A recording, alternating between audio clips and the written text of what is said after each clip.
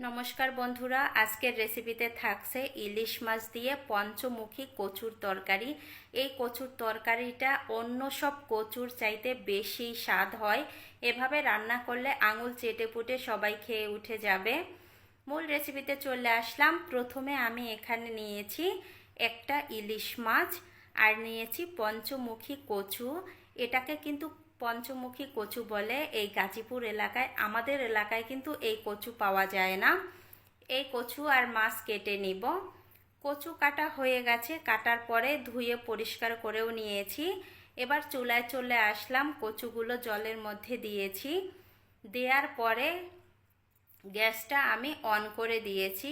Gas on করে দেওয়ার পরে আমি এখানে কিছুটা পরিমাণ লবণ দিলাম। লবণ দিয়ে এবার মিশিয়ে জাল করে নিব প্রায় 10 মিনিটের মতো। এগুলো সেদ্ধ করতে বেশি সময় লাগে না, এই কচুটা দ্রুতই সেদ্ধ হয়ে যায়।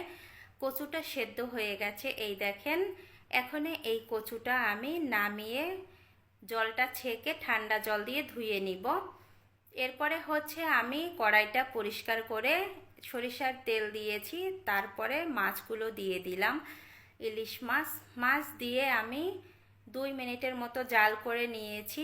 এখন এই মাছগুলো আমি এক এক করে উল্টিয়ে দিচ্ছি। উল্টিয়ে দিয়ে আবারও আমি নিচের পাশটা ভাজি করে নিয়েছি। ভাজি করার পরে এখন আমি মাছগুলো এক এক করে নামিয়ে নিচ্ছি। নামিয়ে নেওয়ার পরে ওই তেলের মধ্যেই আমি সেদ্ধ করা কচুগুলো দিয়ে দিলাম। কচুগুলো দিয়ে এখন আমি ভাজি করে নিব। কচুগুলো এভাবে ভাজি করে নিলে বেশি ভালো হয়। কচু ভাজি হয়ে গেছে, এখন আমি কচুগুলো নামিয়ে নিব। কচুগুলো নামানোর পরে আমি রান্নার জন্য আরও কিছুটা পরিমাণ তেল দিলাম।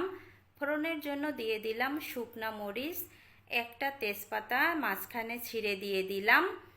এবার আমি এখানে দিয়ে দিব ফোড়নের জন্য কিছু গোটা জিরা। তারপরে আমি 1 চামচ আদা বাটা, রসুন বাটা, পেঁয়াজ বাটা আর 1 চামচ দিয়ে দিলাম জিরা বাটা। সব মশলাটা অল্প পরিমাণে দিলাম, যেহেতু ইলিশ মাছ দিয়ে রান্না করব। আবার একটু মশলা না দিলে কচুর তরকারি খেতে একটুও ভালো লাগে না। এই মশলাটা একটু কষিয়ে নিয়েছি, তারপরে এখানে দিয়ে দিলাম কাঁচামরিচ বাটা। চাইলে আপনারা শুকনা মরিচের গুঁড়াটাও দিতে পারেন। এই মশলাটা কষানোর জন্য আরও একটু জল দিয়ে দিলাম।